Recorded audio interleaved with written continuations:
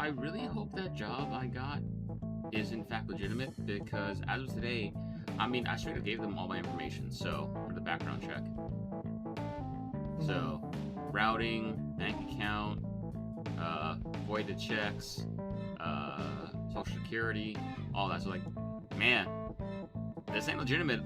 I'm in trouble.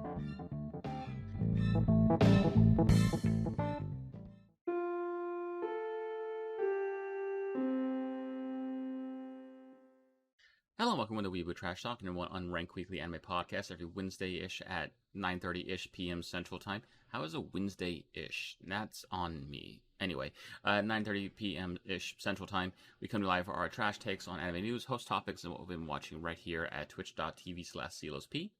Please remember, if Amazon Prime, you have Prime Gaming and one free monthly Twitch sub for any channel. We love the channel for you, but if not, perfectly okay. What you can do, hit the favorite button, hit the share button, hit the like button, whatever it is. I don't know if it's a heart, I don't know if it's a star. I don't know how they do things on Apple. I don't have any Apple devices. But we could, so always support.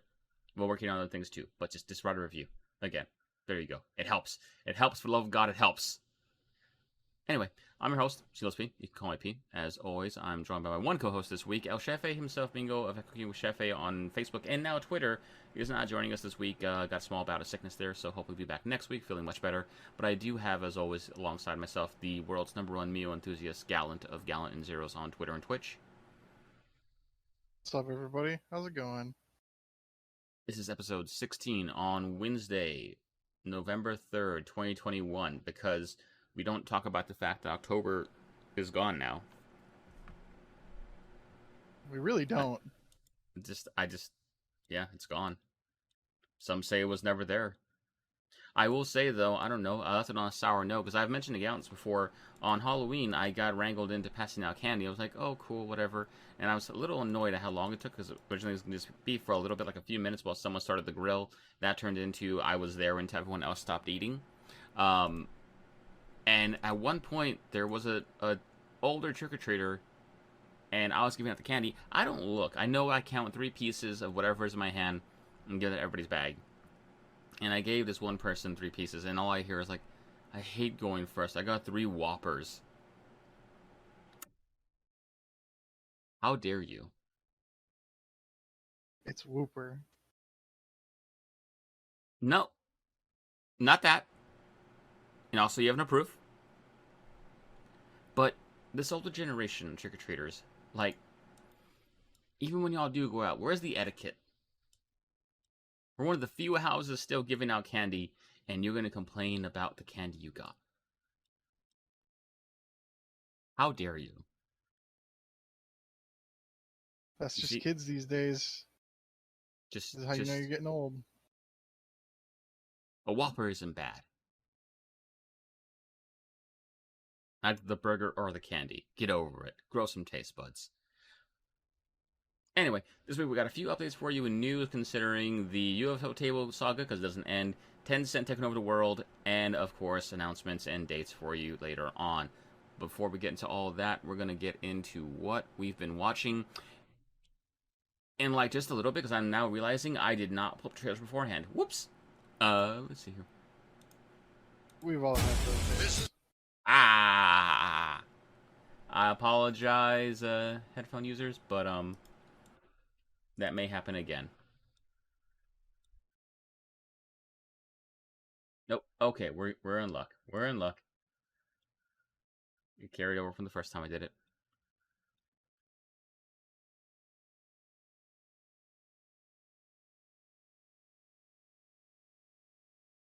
Give me a second here.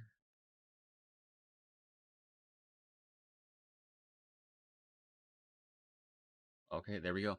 All right. This week we'll go ahead and start off with me.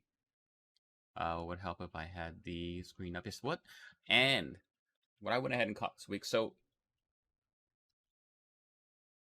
I got a new job.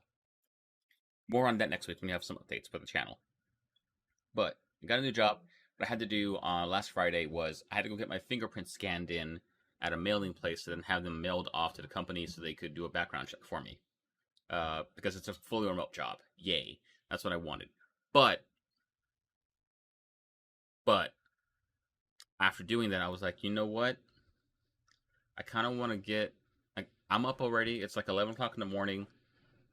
I wasn't gonna see the new My Hero movie, but I'm out already, and looking at the tickets online, it's a very sparse-seated theater, so I feel comfortable going. I'm up already. I have to pass the theater on my way home regardless. Why not do that? A number of things went wrong with this. One, getting to the fingerprint place. For whatever reason, my GPS was like, "Hey, we don't know places anymore," and kept sending me on a wild goose hunt to find different roads, and just kept circling around the area without saying where to actually go. It was like, no, this works. This works. It didn't work. Ever. Second. That's unfortunate. Got there. Did the fingerprint. I noticed, hey, there's this place called the Noodle Hut right next door here. I've got time to kill after getting my fingerprints done. Why don't I try the Noodle Hut? They had bowls of ramen there, yes, but I was like, you know what? It's a real small place, and they kind of have a mix of different Asian cuisine. And like their small place, I was like, you know what? I don't think I want to trust a bowl of ramen here.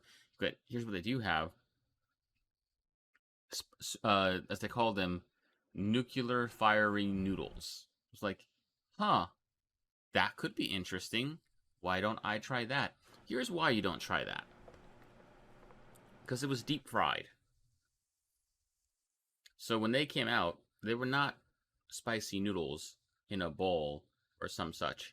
They were deep fried noodles covered in hot sauce with French fries that were also deep fried in the mix.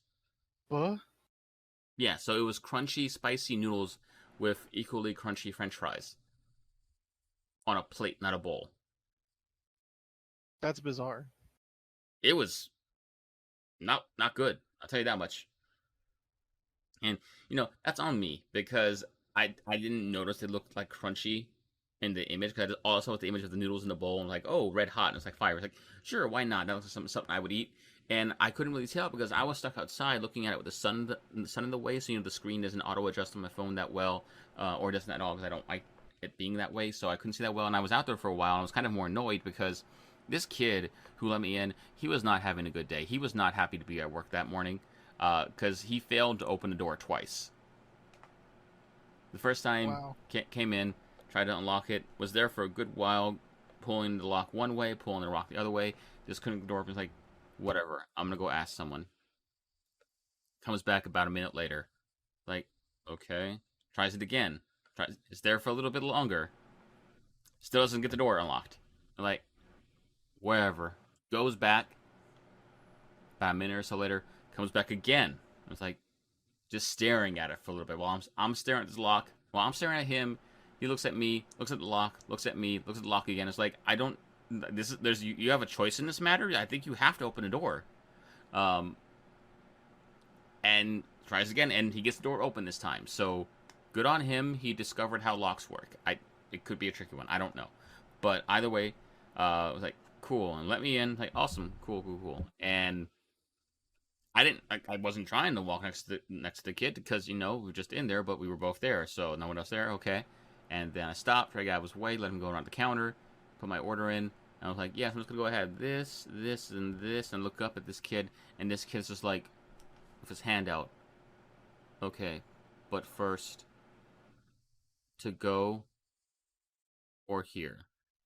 And I'm just like, kid, I could just walk out the door. I understand you're not happy about this right now, but like, I haven't done anything yet. I literally haven't done anything. I understand the door gave you a hard time. I sympathize with you, but it's like, I didn't do that. Yeah, that wasn't me. Yeah, like that was a door. I don't know who manufactured the door. We can find out. I'm sure there's a number. I'll give you my phone. You can call them. But no. Anyway, ordered the noodles. They were not good. But I did order. And I was kind of annoyed because it's always a toss up of like when someone says dumplings, do they mean like the meat buns or do they mean like the pot stickers? It was pot stickers usually again. Pot stickers. Yeah, it's like, okay, well, whatever. I'll still try them. They were good. I'll give them that much. Nice and good. Deeply enjoyed those. Not so much the deep fried noodles. Not the attitude either. That didn't taste none good either. But Yeah. So did all that. And you know what? It was the gall of the annoyance when I came back and said, actually, can I get a drink and get one of the ramen? Because that's just more money in your pocket, kid. That's not. Did you tip? Yes. Oh, was he the only one there? Yeah, just him and whoever was in the back. There's nobody else Oh, there. okay, yeah. Yeah, that's weird. Yeah. I Like, mean, maybe you made his day for tipping, but he probably is just used to not getting tipped. yeah. I don't know. Anyway, so that was a whole adventure. We should get some movies. Anyway, yeah. So I was like, okay, buy a ticket. I'll drive to the theater. If I make it in time, which I should, I'll buy a ticket. We'll see what happens. We'll let the fates decide. So I get on the road. I'm driving. For those who don't know, Gallons give you an idea. I had to basically hit 151 and just go down to Casablanca. Mm-hmm. Straight line. Except it wasn't. Never is. The GPS, for whatever reason, kept telling me, hey, you want to exit here. I'm just like, no, I don't. I'm like, you kind of do. It's like, I've taken this road before. I don't want to get off here. And GPS swore up and down, you want to get off here. So I was like, okay, I got off. I did that as soon as I got on the freeway. I basically know the way there from there at this point, but GPS was insisting, like, okay, you want to do this, this, and this. I was like, okay. I wasn't listening to it at one point because I knew how to get there already, but then I realized it was telling me that turn in one place. I was like, wait, does it know something I don't know? So I got curious and made a turn when I didn't have to. Mm-hmm. And this turned into, it wanted me to go into circles around the strip mall area I was in, and what we call Elmo Ranch. I was like, GPS, I'm done with you. I've had enough of this. And it was just really weird experience. GPS was insistent on getting me lost. Anyway, get that done, get to the theater, get out of my car, put the mask on, mask up, people. Put the jack on my car to keep it safe, and go to buy a ticket. It's like, okay, cool. I guess I made it in time. As I'm walking in after getting the ticket, I noticed a little booklet for My Hero. I was like, oh, cool, a little manga booklet. Why not? Grab it. It's not a manga booklet. It's just a little poem booklet. Okay, whatever. I'm glad I got it. I don't know why it's just sitting there at the front of the theater and not in the actual theater room, but whatever. That's fine. It happens. Do that. Sit through the movie. And you might be wondering yourself, it took you quite a long time to get to this movie. I was like, yes, it did. You want to know why? I feel that adventure was more interesting to tell than the actual movie plot.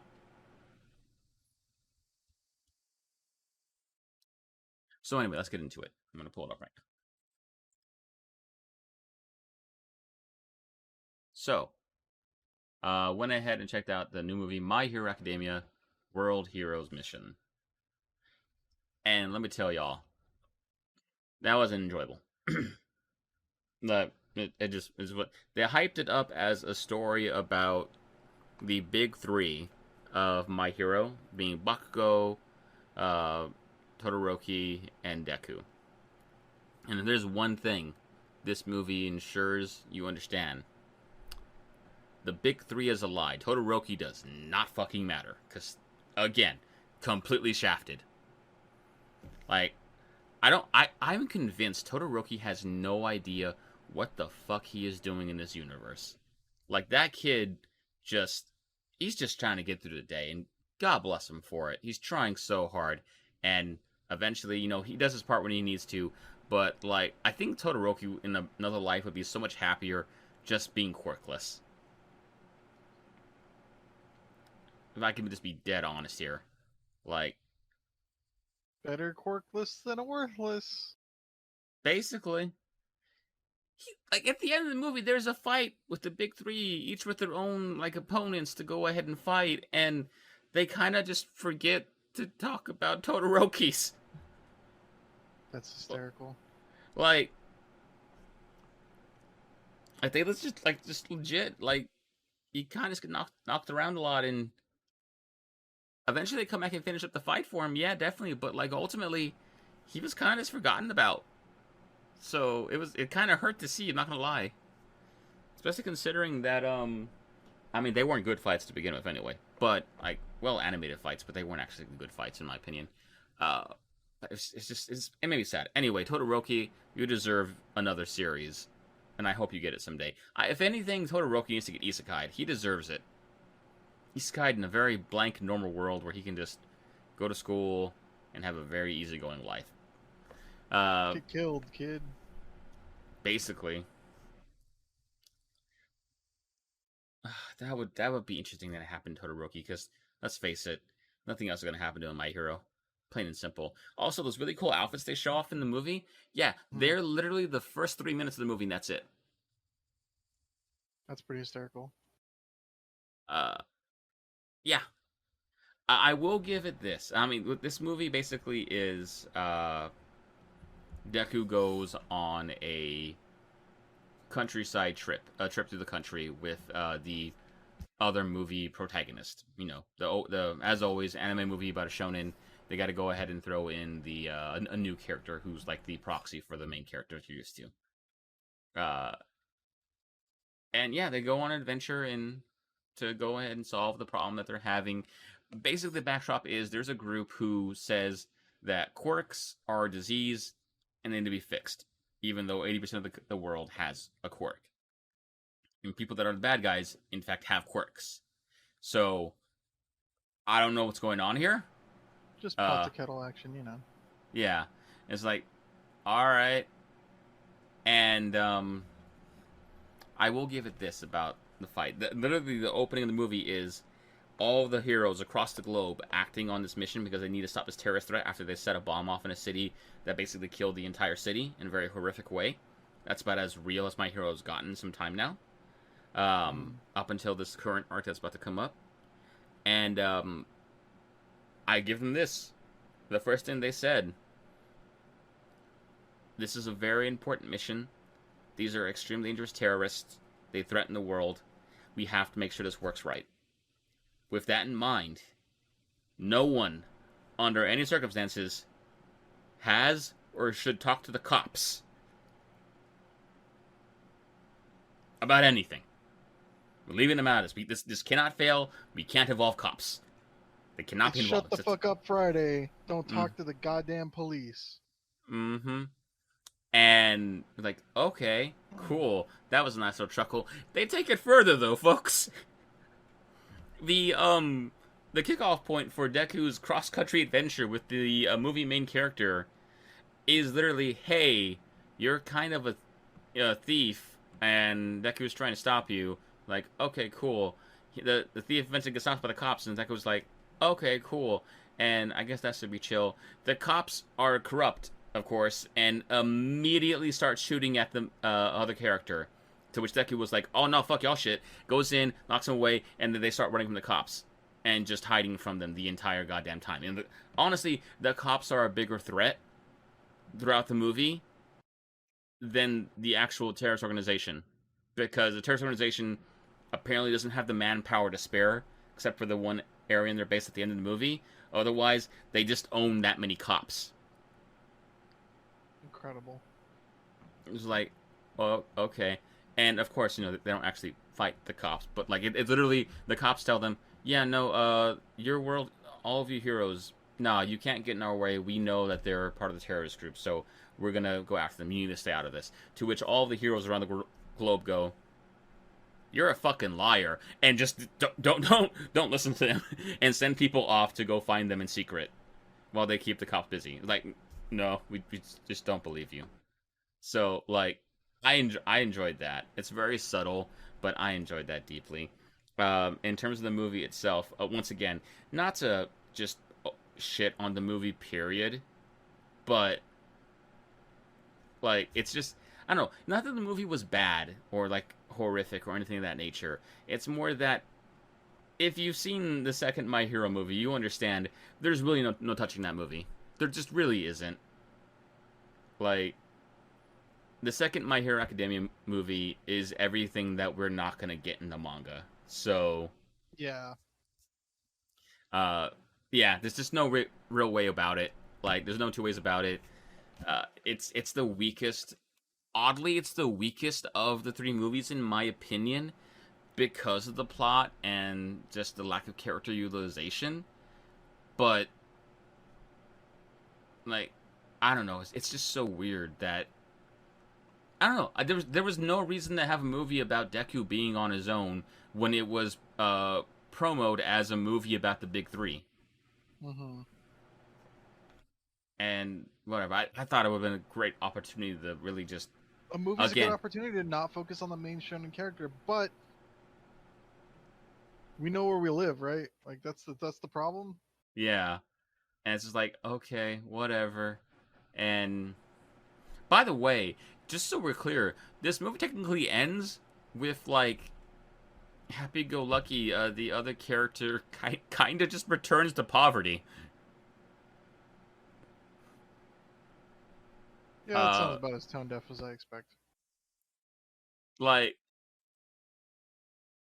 not to spoil anything, because I mean, I don't want to, you know, I don't know. I guess I should have warned y'all before. I apologize, but I don't know. It's just not a great movie. It's not a good movie, folks. The animation is there, but like they're not really animating anything cool compared to what we got last time.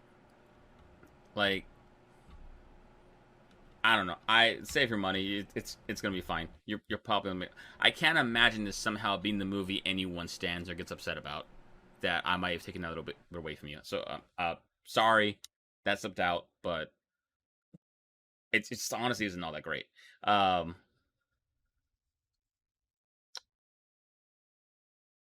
but My Hero Academia said fuck the police, not me. So I don't know what to tell you. Anyway, moving on from that. What I started doing this because we talked about the Cowboy Bebop series, Netflix series last week. That was a big thing for us. So naturally, I got the itch, folks, and I did it. I went back and I watched the entirety of the original Cowboy Bebop anime series. And boy howdy, let me tell you, it's still just that good. It really is. I mean, that's good to know. Hell yeah. I mean, I didn't doubt it. I recently watched that show, and I don't fucking know.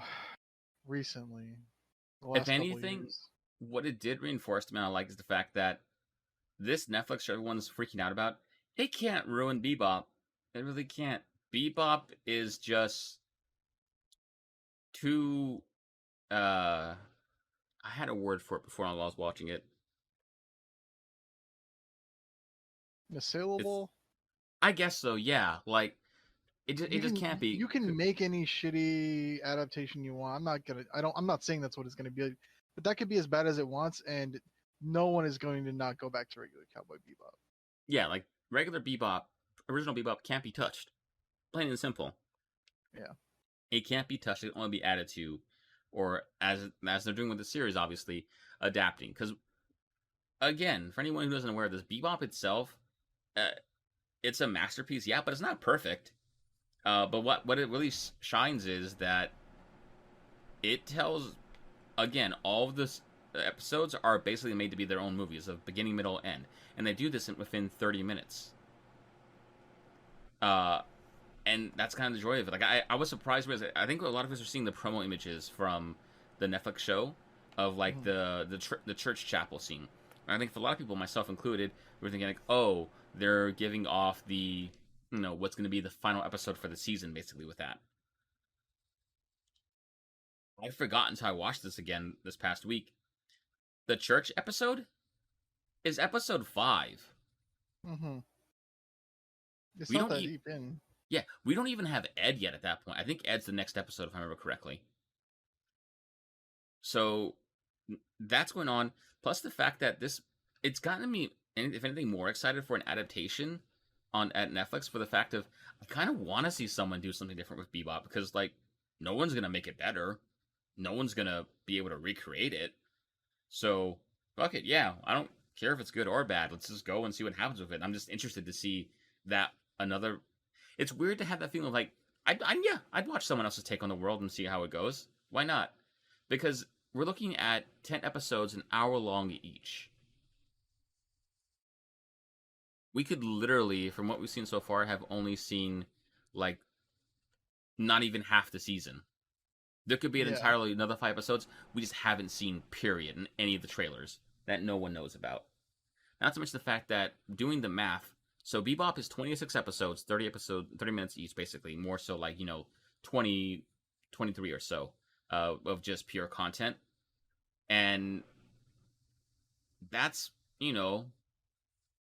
compared to 10 episodes of an hour long each, it effectively covers the entire length time wise of Bebop the original. So it's really got me interested. It's got me interested to see like, okay, well, what are they gonna do? I want to see what they do now more so, because if I ever just want to see my favorite episode of Bebop or something like that, I'll just go back and watch it. Yeah, And it's I think. just go ahead. No, I was just gonna say. I think with my problem with the whole thing is that they're like the way people expect like prestige TV, which this is going to try and be, because that's all anything is anymore. Is like they're 10-hour long episodes. They could spend that amount of time, the same amount of time as the original series, and absolutely do dog shit nothing with it. Mm-hmm. It could be like literally just, well, here's 10 episodes and here's 10 stories. That's like they Bebop covers so much ground because of the format, you know what I mean? Because of the Yeah. traditional anime format, that it's like that's what I'm scared for, is them like just like me like just like stagnating in the stories that they have. And it's like a Mm-hmm. lot of those were short, sweet, they were funny, you know. There's just a whole lot of, like you said, we don't know, but it could be, you know. I'm just worried that we could get something that just like plods really badly, and that's the thing. Bebop is so much like, it's so fun, quick, light, you know, that I'm just worried about the pacing. Yeah, which is understandable because again, like people who are like again, a reaction I saw to the trailer I saw last week that kind of annoyed because once again it misses the point of Bebop. It was saying how no, Bebop is a noir take on how pointless it is to keep on living because you just can't win in life. And after watching it again, it's like, okay, for one, I knew they were full of shit before, but now watching it is like, you got from Bebop that trying to live is pointless. You know, I, that really ain't it. Bebop is literally the celebration of life in the face of melancholy. Bebop is literally like, hey, if you want to grow and move on, you have to accept and deal with your past and still grow because you can't just stay stagnant. Literally, is a matter of you cannot stay stagnant. You have to keep moving. You have to embrace everything. It can't just be all one emotion or tone. It literally has to be the entire spectrum. That's what makes it a masterpiece. And I don't know. If anything, though, if we are missing episodes from the 10 we're getting, my problem is that we're not going to get, I believe it was, I might be saying correctly, I believe it's Cowboy Funk, which is Is still that the my one I'm favorite episode. thinking about, Yes, it is. with the actual cowboy? Yeah. Yes, it is. Hold on, I'm looking it up again. I'm trying too hard to do this. Hold on, give me a second here. And, like, that's still such a good episode because it comes at such the right time of like, it's it's the second to last episode that isn't the straight up, plot episodes, basically. Hmm. Before they have like one more after it, uh, and then they have they begin the whole. Well, this is going to be where the characters are at the end of the series, basically, type of thing. Yeah, Cowboy Funk. Cowboy Funk was my favorite. I That's what also I figured. Yeah. yeah. Also, big shout outs again, of course, because it doesn't get said enough. Big shout outs to Hard Luck Woman and Ed's dad just being like, if I were there, I could have made things end differently. Because Ed's dad is just unaffected by anyone. Like going back Yeah. and watching again, every time I see it, I'm just surprised at how just they built these characters up as much as they have, especially Spike, and then Ed's dad comes in and is like, you really aren't anything.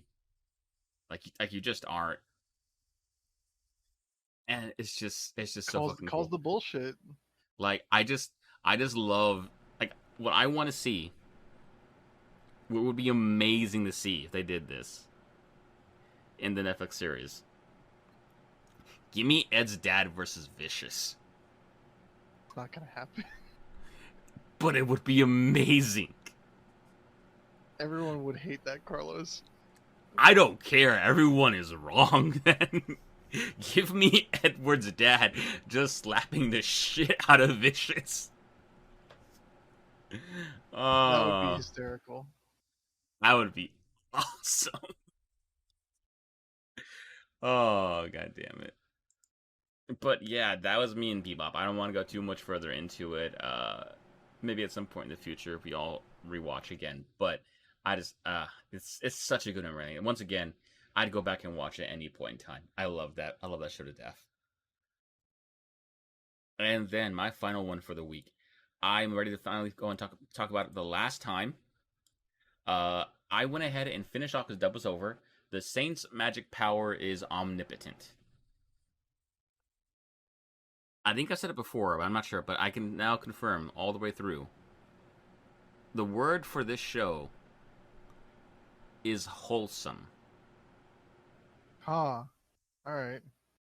Like, yes, it's isekai. Yes, it's about the main character having unlimited power, but they don't go on an adventure of combat. They're a saint. They're a healer. They make herbs. They make potions. That's where they realize where the power really is of like trying to heal people and like put together potions using herbs and things like that. Like this, making them super potions basically. And it comes from like her feelings towards certain characters in there and growing them and kind of like a love story. And it's all just so wholesome and kind of real. Like it doesn't try to build too much on, oh, you're the chosen one, you can do all this crazy stuff. It doesn't try to be hijinks or anything like that. It's just a very um earnest and real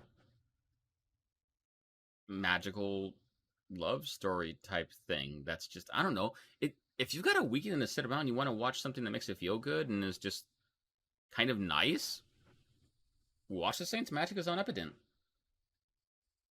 I it, it's feel good. It's really good feel good anime. I did not think I would. I wasn't sure I would come out of it because it just wasn't grow anything on there. Like I wasn't sure how I feel at the end of it, but I could Turns see a out it world. was pretty okay. I could see myself owning this.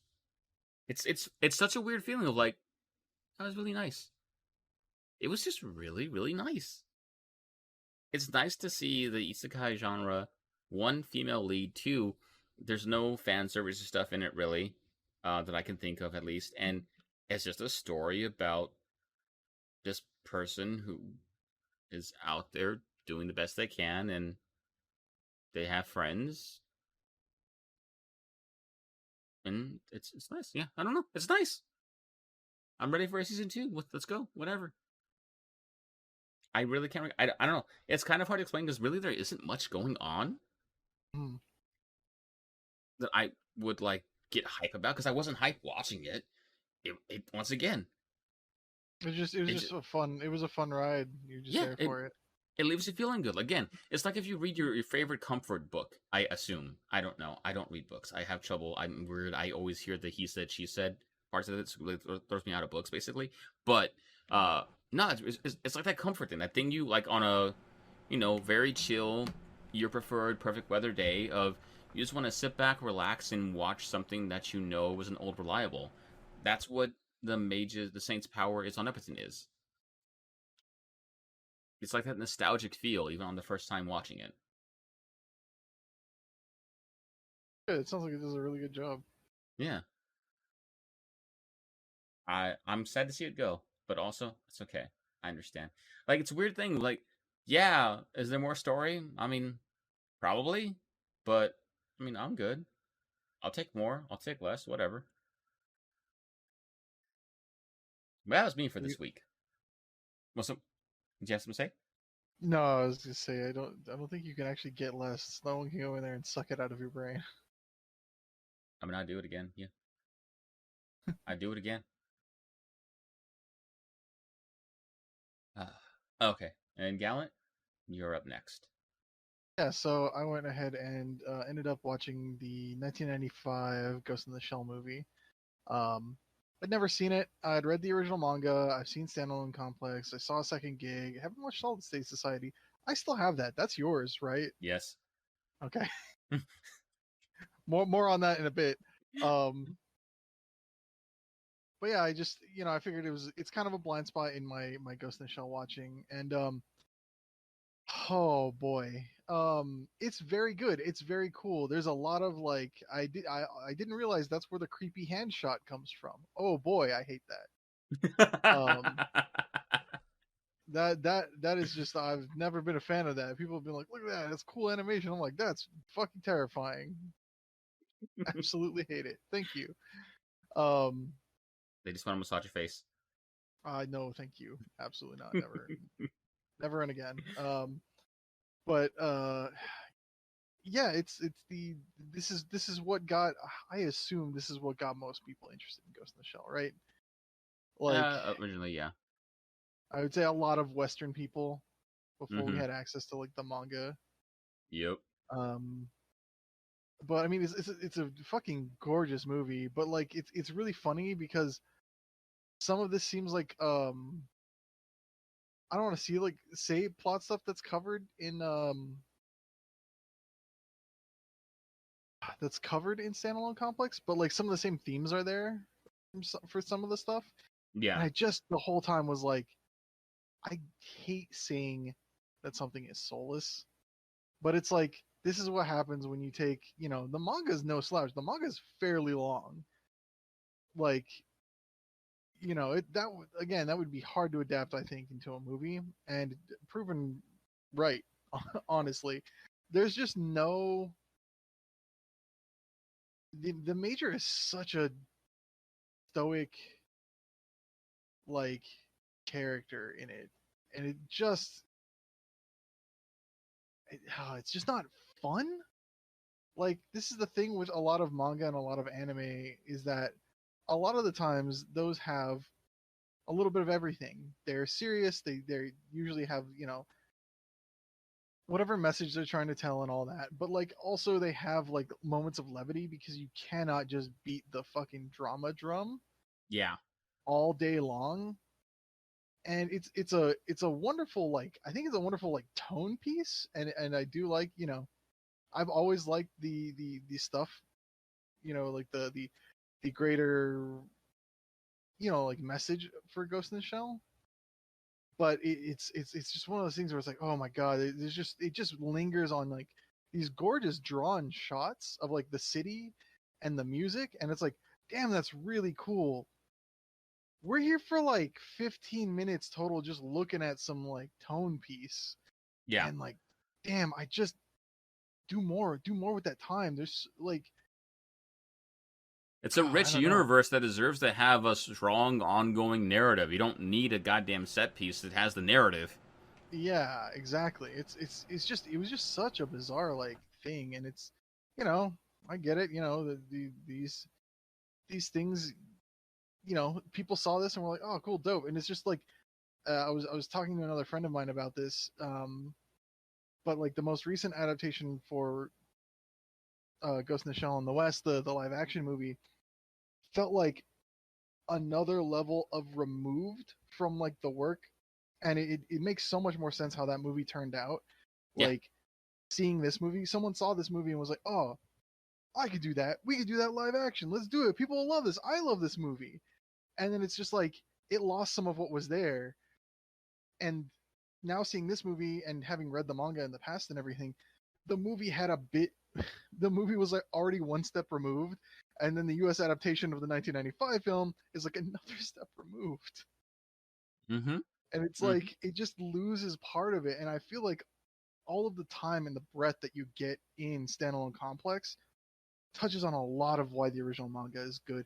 It has a lot of the same stories, about the people being lost inside of, inside someone's brain for whatever, it's like that's your price for trying to hack into a mind, Yeah. shit like that, stuff that's really thought provoking, but is just said in an instant, and you stop and go, what the fuck? Hold on, and just incredible, like all the incredibly wild and like kind of fucked up stuff that goes with like the transhumanism aspect of it. That's so prevalent part of the part of the overall message and stuff too. But like all the different things when you think of what people could do in a situation like that, all that stuff like being thought provoking and messed up and weird and wild is super great. But man, just sitting in that with like no levity is like, poor boy. I mean, it's in my opinion. And then actually, you made a good point of this before. When you first mentioned that you watched it like earlier in the week, of saying people don't understand that the original Ghost in the Shell movie is an adaptation of a long form manga. Yeah, they Like think that's just it. People, I mean, that's how a lot of anime fans think of anime until they learn of manga, and then they go, "What the fuck?" yeah, like just so we're very clear, the Ghost in the Shell movie that is so beloved and classic and everything of that nature. Yeah, that's not the source material. It isn't. That was not the original idea. The original idea was a long form manga that, a lot like Cowboy Bebop, touches everything. It has the comedy, it has the seriousness, it has high concepts, things of that nature. Like again, Major it's is the full such a spectrum. more interesting character. Yeah, like the major, just real clear. The Even in like for me personally, my favorite version of Ghost in the Shell is Standalone Complex Second Gig, Soul Society. You know that whole era. I love that major because yes, she is. Well, she they depending on the adaptation, are stoic. Yes, but they still have a personality. They're stoic for the sake of their their mind is racing and doing all these quips in their head and whatnot, but their body, they don't really care about their body.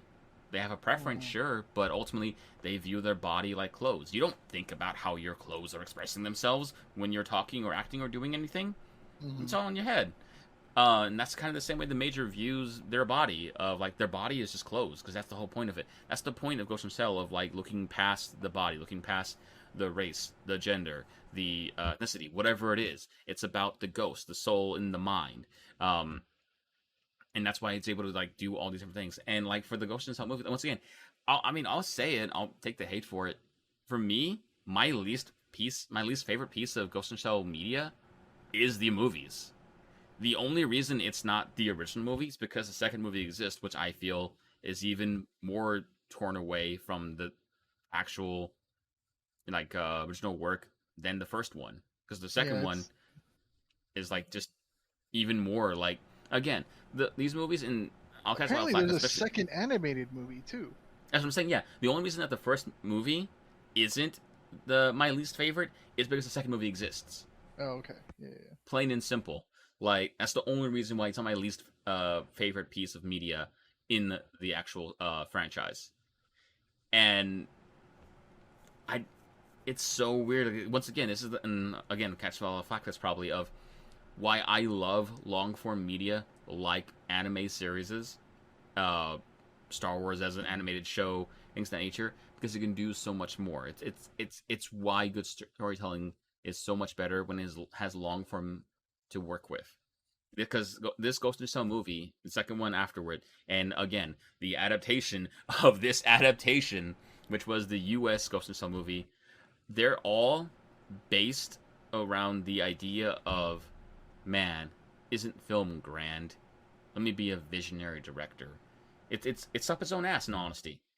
They honestly are, because that's what it is. It's like you want to be the clever one, you want to be the acclaimed director, the acclaimed imagery. Is like, man, this shot would look amazing in a movie. And yes, again, it is gorgeous. It looks amazing in film, but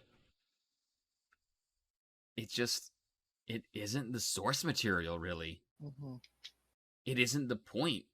This isn't how the characters act It in doesn't reality. even it doesn't even get to those same points that are made in the source material, which is just Exactly. yeah.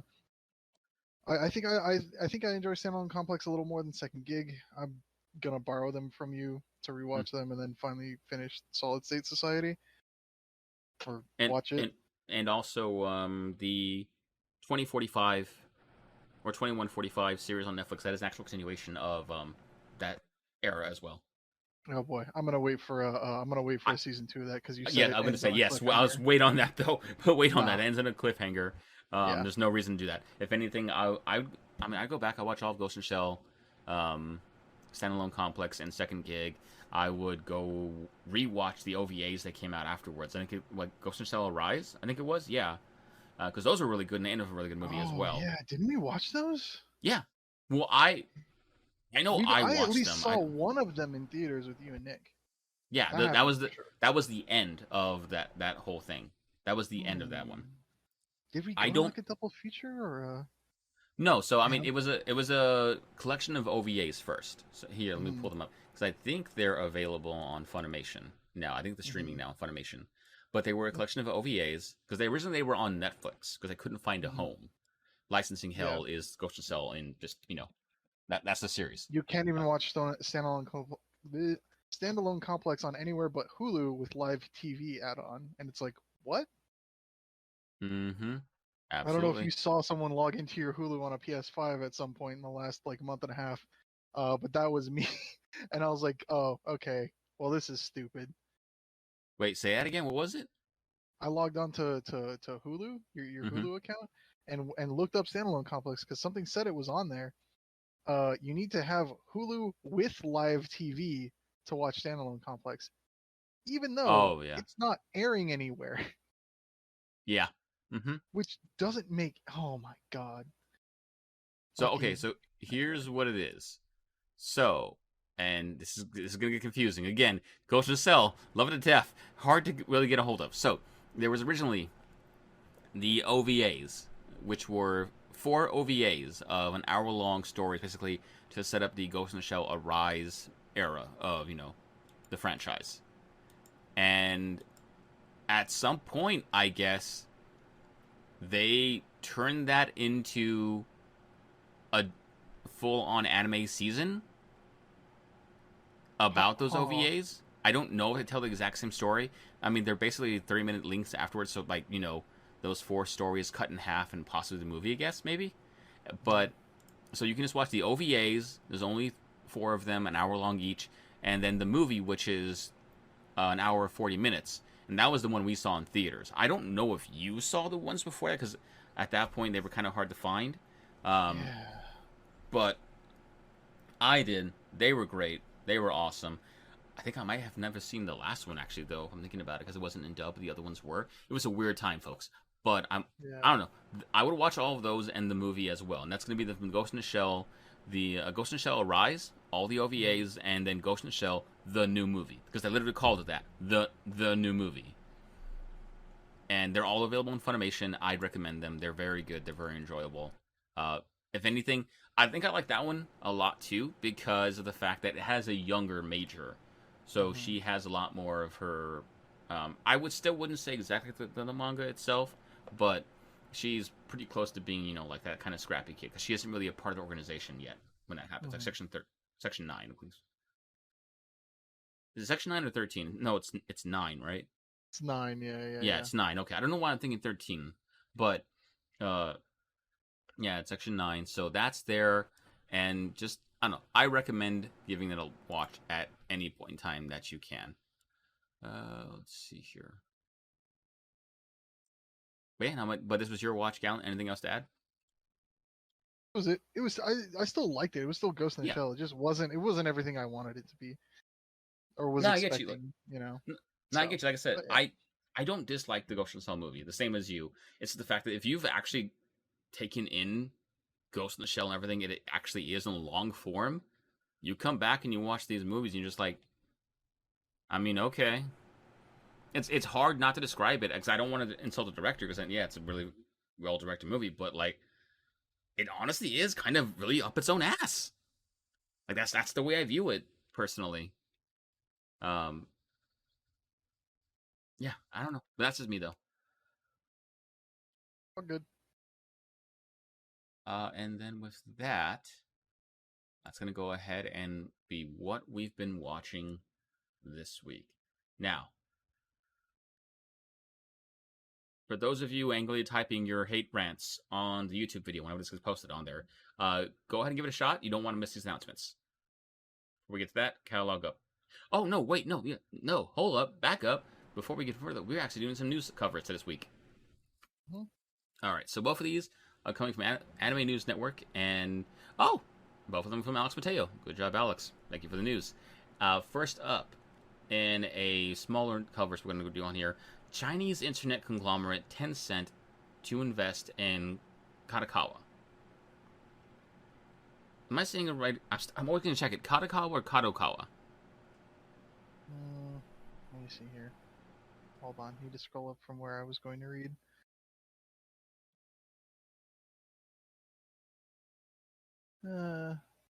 Kadokawa. Kadokawa. Okay. Mhm. Okay. I'm going to forget that again, but I just want to make sure. Let's say Kadokawa.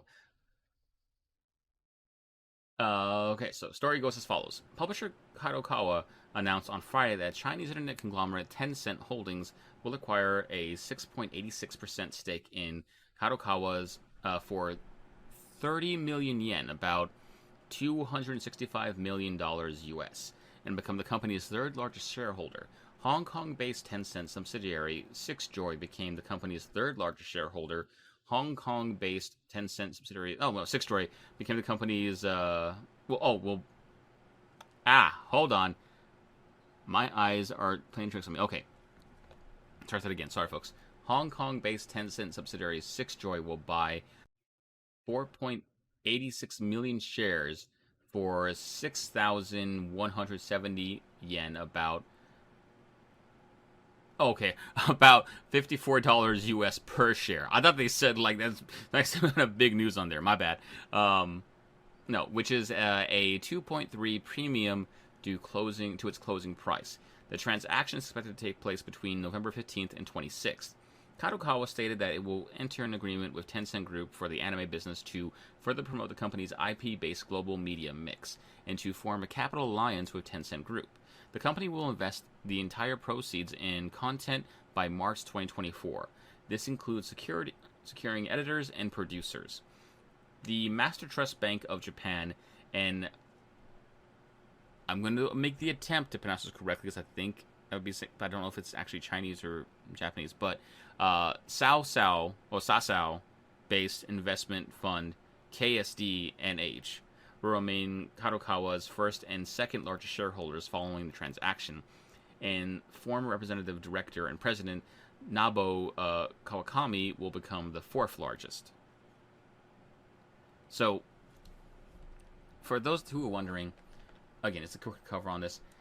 This is kind of going back to the thing I was saying before of I'm not worried about streaming rights. They are like the smallest thing in the world for me to think about when there is a possibility like this happening of people actually interfering with IP ownership. This is the part where I feel the attention really needs to get played to in terms of like if we're worried about monopolies or content being only designed a certain way, because this is an investment in the company that makes the anime, not just the anime IP per se.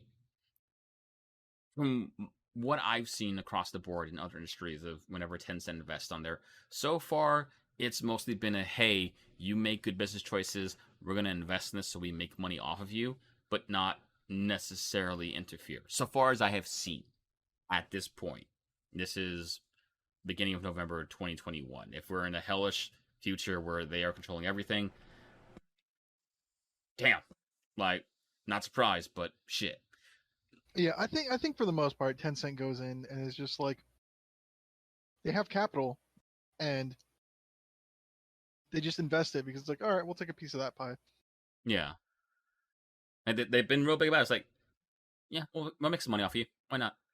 And again, this could also still technically be a good thing as well. Because again, of all the groups in Japan, so far as I'm aware, I'm not, again, we don't claim to be experts here, but I'm aware Kadokawa is the group that's like, I bet we could go global on our own. They seem to be leaning more and more into it. They had the deal earlier in the year where they want to expand on more IP, both in anime and video games, things of that nature. So Kadokawa seems to want to be a global brand. They want to be that global name. If anything, they're going to be the group that at some point in the future, maybe, I would assume one of their dreams is to, they don't need a Funimation, they don't need a Crunchyroll, they don't need a Highlight, they don't need any of them, because they just become a global name in the market, the household name in the market globally. And these are all some good moves. They've already said this money is apparently going to getting editors and producers. As we've mentioned in some of the required reading that you may have gone back and heard if you were doing your homework properly, young talent to come back and clearing things up and keep them on board, that's been a thing. Reason for that is money not being distributed properly. So if Mm-hmm. they're like saying, "Hey, we're not gonna," again, this is not to make anyone a hero. If they're at the very least saying, "Hey, we're not gonna lower our salaries, but we'll just get more money elsewhere to pay people regardless," uh, it's all going in a direction. We'll see if that direction is good or bad in the future. But yeah, no, that's one story. Unless you had any closing thoughts, Cal, on that one. No, that's it. Okay. And the next up, just a quick little update on here that I wasn't sure I was going to update or not, but now it's kind of bringing back my theory on here that I thought originally, but then I thought was wrong, so I want to do it again.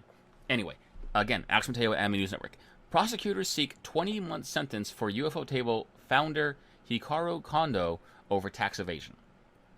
The story is as follows. The prosecutors are seeking a 20-month prison sentence for anime studio UFO Table founder, representative director, and president Hikaru Kondo on the ongoing tax evasion case in Tokyo. The prosecution claims on Monday that Kondo directed the company to repeatedly commit accounting fraud when profits were high, and initially denied the company's responsibility to pay taxes in good faith. The court is scheduled to deliver its verdict on December 10th.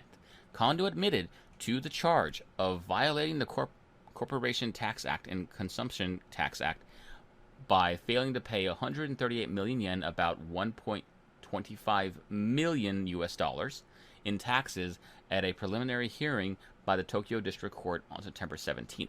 During the same hearing, Kondo issued an apology, admitting that he thought a tax evasion would not bring trouble to UFO Table. Again, how the fuck would you ever think that? Moving on.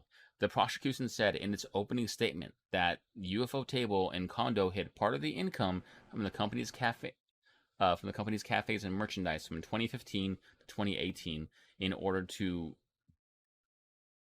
I'm saying buffet. It looks like buffet. I don't know if it's pronunciation. That's spelled buffet. I feel it's spelled buffet, but we're going to say buffet because that sounds more appropriate. Against future downturns in business. The studio allegedly hid about 441 million yen, about 4 million US dollars in income. Now, Whew. terrible, sad. However, okay, let me read this again. Hid part of the income from the company's cafe. Okay. I I thought they said in the cafes again. I thought it was a scavenger hunt. I didn't want to let it go. I wanted to come back to it. Okay. I I just really want it to be a situation where he thought he could hide all this money in like safes around the country in different cafes. It's not. He's hiding it in the business in the cafes. Yeah. But my idea would be so much cooler. Um, That's not how yeah, idiots try and launder money, though. yeah. Either way, dude, get fucked. Like, fuck you. How did you put the like all people in danger of that company and It's just another. It's another like head of a company, just getting as much money as they fucking can, and hopefully they don't get away with it, but also looking like they will. yeah. Well, I'd prefer to be a pessimist until something happens. yeah. I don't see. We'll see. I want to say the prison sentence will happen, but I mean, 20 months. Okay. And then I'm assuming some kind of fee. We'll update on the final verdict on that whenever it happens in December. It is set December 10th, so not too far away. Check back in then, folks. Until then, Right. that was your news for the week. We'll move on now to catalog updates. Gallant, take it away. Oh, now take it away. Yeah, now that we remember that we did the fucking news shit. I can't find my cursor. Why? You see, it's not so easy. No, it's fine. I think I got it. Yeah, here we go. All right, so Funimation is adding Love Live Nijigasaki High School Idol Club dub, as well as the Hortensia Saga dub. Shiki Zakura dub is being added on High Dive. Retro Crush is adding Ryoko's Case Files on November 5th. Zetman on November 12th. Shrine Maiden of the Morning Mist dub on November 19th. Then November 24th, there's a slew of Lupin the Third.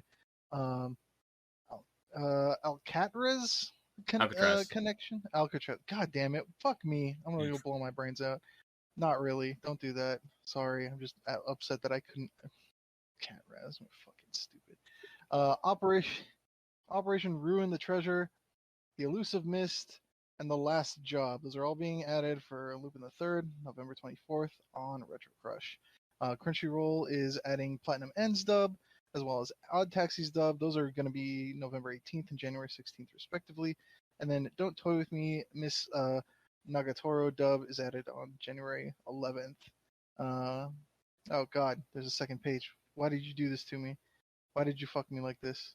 That wasn't Let's me. see. That was the format. Unfortunate. As well on Crunchyroll, Sakugan dub is getting added on November 18th. Seirei Gensoki, Spirit Chronicles dubs added on December 27th. The Faraway Paladin dub, November 27th. The World's Finest Assassin gets reincarnated in another world as an aristocrat dub is being added November 24th. And 86 dub is being added on December the 4th. Get fucked. What's up? I said get fucked, Netflix. Oh yeah, So yeah. they're not adding I mean, anything. true. Yeah. Also, as a quick note, Shikizakura, the dub is going to be on November 6th. That we missed that part, but I might have. I started reading the dates. I'm not gonna lie. At Lupin. The cat raz might be the video clip for when we promote the episode when it goes live. Me. Don't do this to me. All right. Yeah, I don't know why some of the Crunchyroll dubs are so far out there, but I mean, good to have them. We'll see what happens there. I'll be interested to see if they actually drop them all at once. I mean, that could. I want to hope that means these are, these. That's a lot of dubs all at once in production.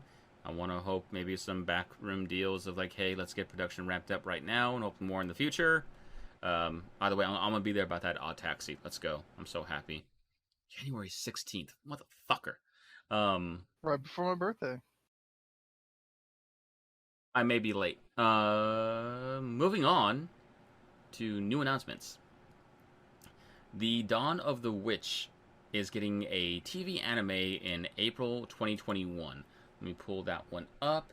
Let's see here. Set in the fantasy world as... Oh, set in the same fantasy world as Grimoire of Zero. That is not Familiar Zero, that is Grimoire Zero. Because I saw people making that confusion on Twitter. It is Grimoire Zero.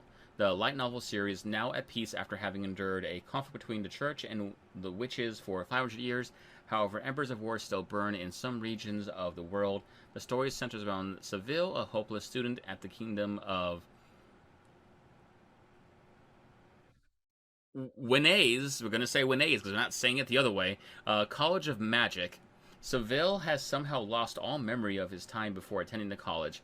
The school's headmaster, Lord, get him out of there. Albus sends him for special training to the southern part of the continent, which prosecution against witches runs strong. This child is dead. Next up, the Quintessential Quintuplets is getting a sequel film that will be opening next summer, so 2022 from what I'm assuming. Then we have the Eminence in Shadow reveals a 2022 debut. That's going to be a new one. The summary is as follows. Shadow brokers are those who go unnoticed posing as unremarkable people, when in truth they control everything from behind the scenes. Sid wants to be someone just like that more than anything, and something as insignificant as boring reality isn't going to get in his way. He trains in secret every night, preparing for his eventual rise to power, only to... I think I meant to say be denied. Only to be denied his destiny by a run-of-the-mill yet deadly traffic accident. But when he wakes up in another world and suddenly finds himself at the head of an actual secret organization during battle with evil in the shadows, he'll finally get a chance to act out all of his delusional fantasies. I love that for him. I'm sorry? I said I love that for him. Yeah, you'd love to see it. There's a trailer out there. It explains nothing and does nothing, but it's out there, so enjoy yourselves. Next up, Bandai Namco has announced that they will be producing an original golf anime in 2022 called Birdie Wing. Hate everything. Listen. Just let me give the summary on here. The company describes the anime as a youth story centering around two young women golfers named Eve and Aoi Amawashi. The two come from completely different backgrounds and have the completely opposite play styles, and together they will shake the world of golf. I hate how fucking simple I am.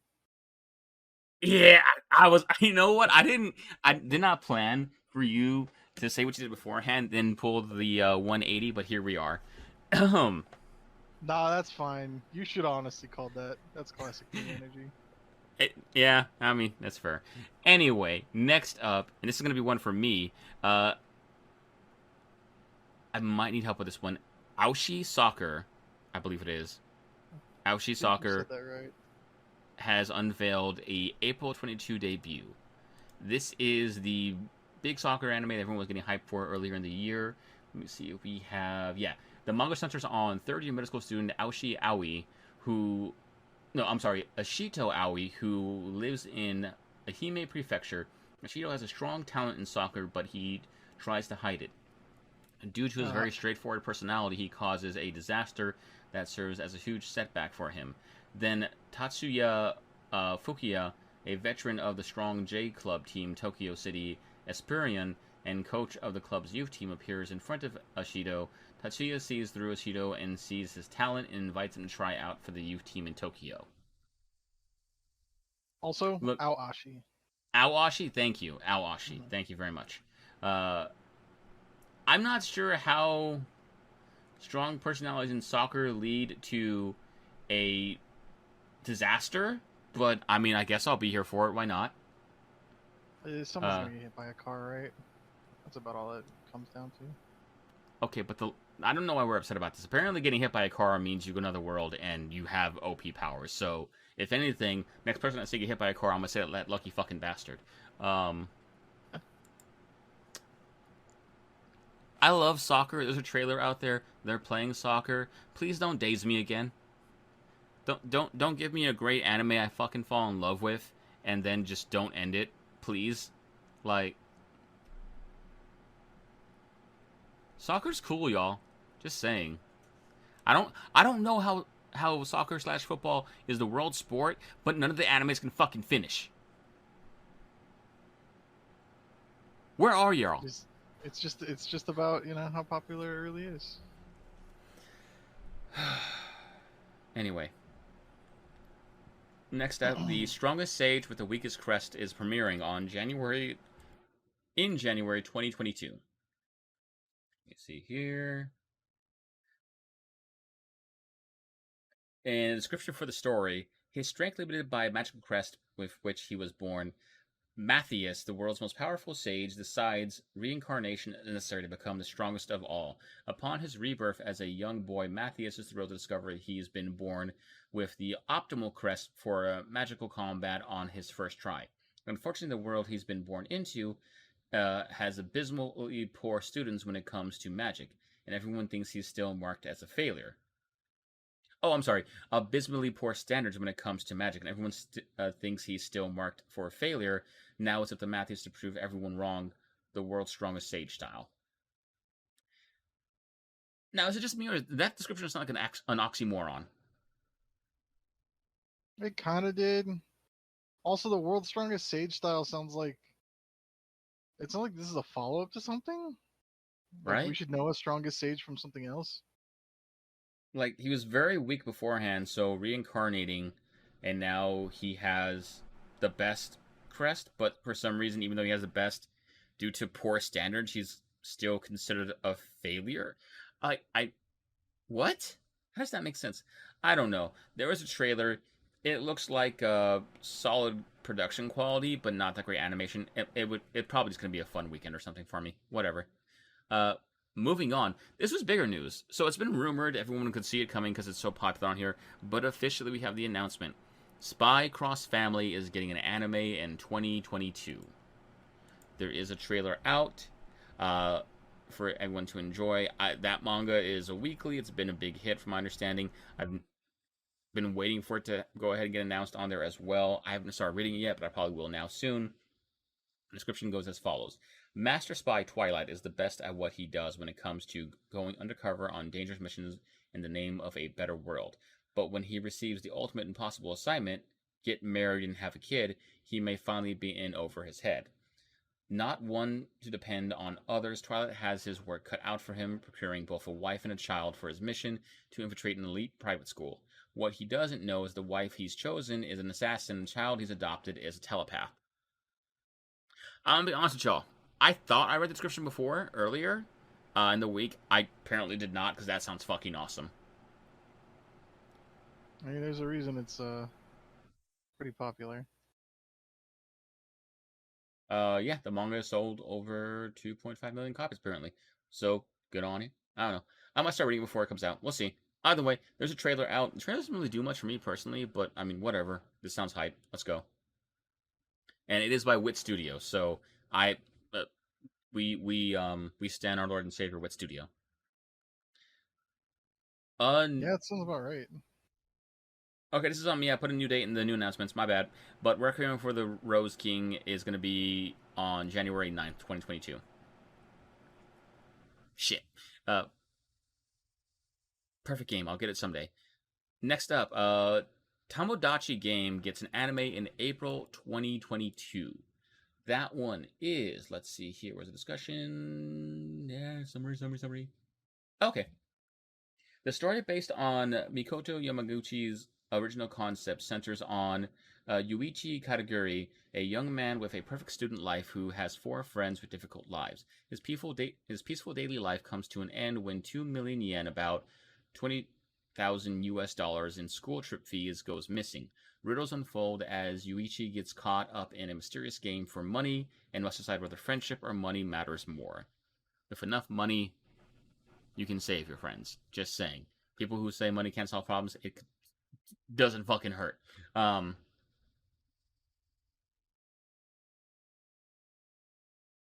20,000 US.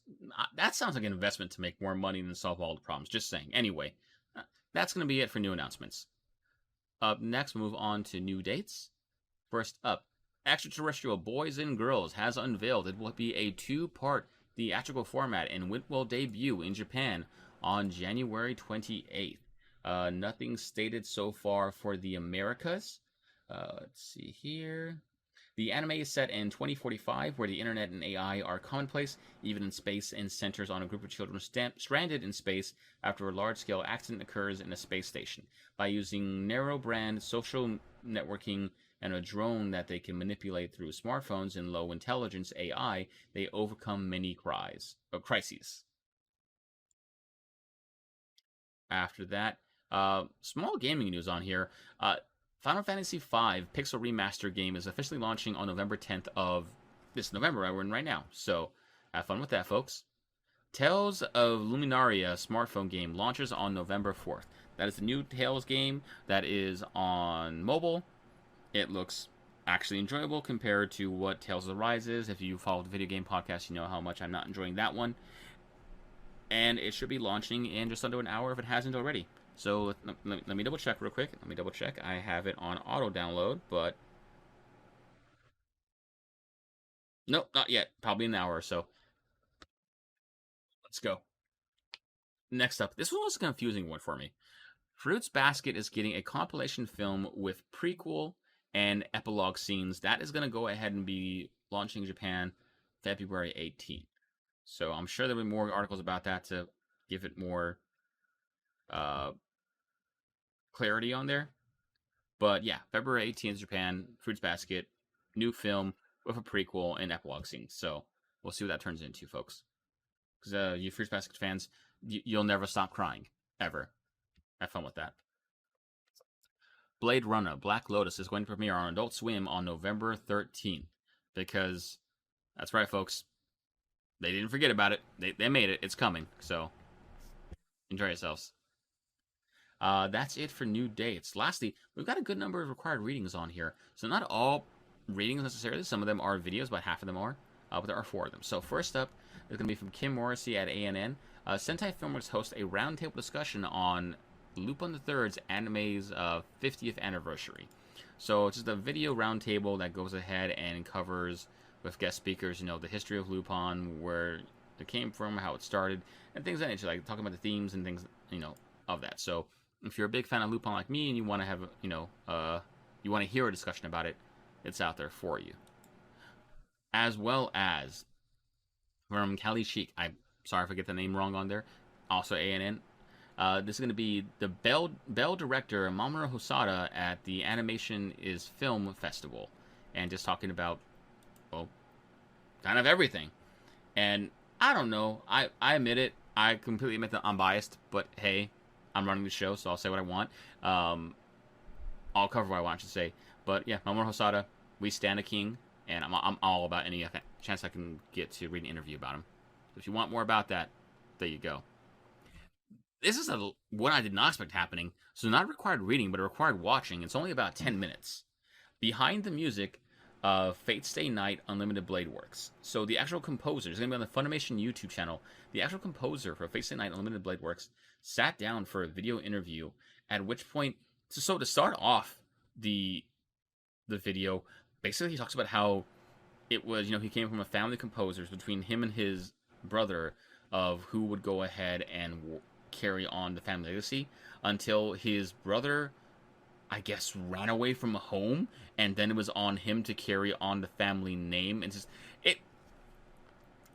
this is sounding very anime to begin with. So I'm about this because he was like, I wasn't trying to make music my career, and then it kind of fell on me once my brother mysteriously vanished one day. It's like, okay. So yeah, have some fun with that. Strange. And a good one. This one I really would recommend reading for people. Again, Kim Morrissey at ANN. The anime producer explained the ups and downs of overseas collaboration. This is a good read. I'm not going to say anything about it. Read it, learn something, educate yourselves.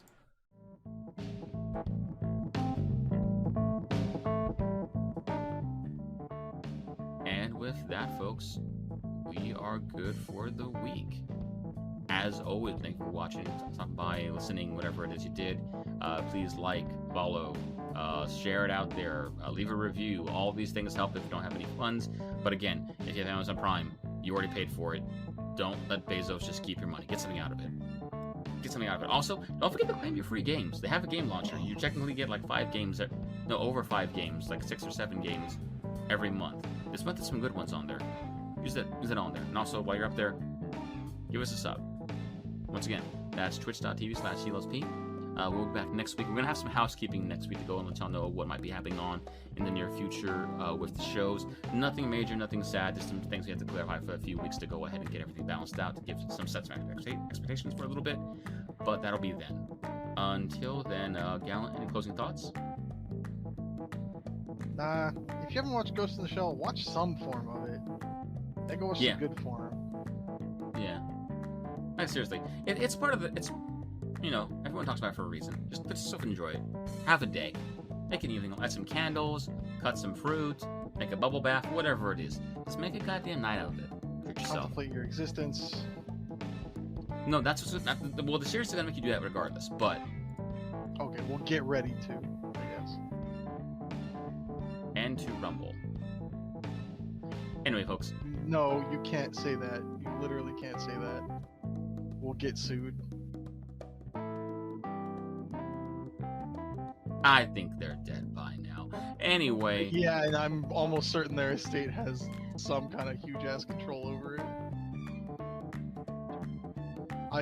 That's one I don't want to fuck with. We paused long enough.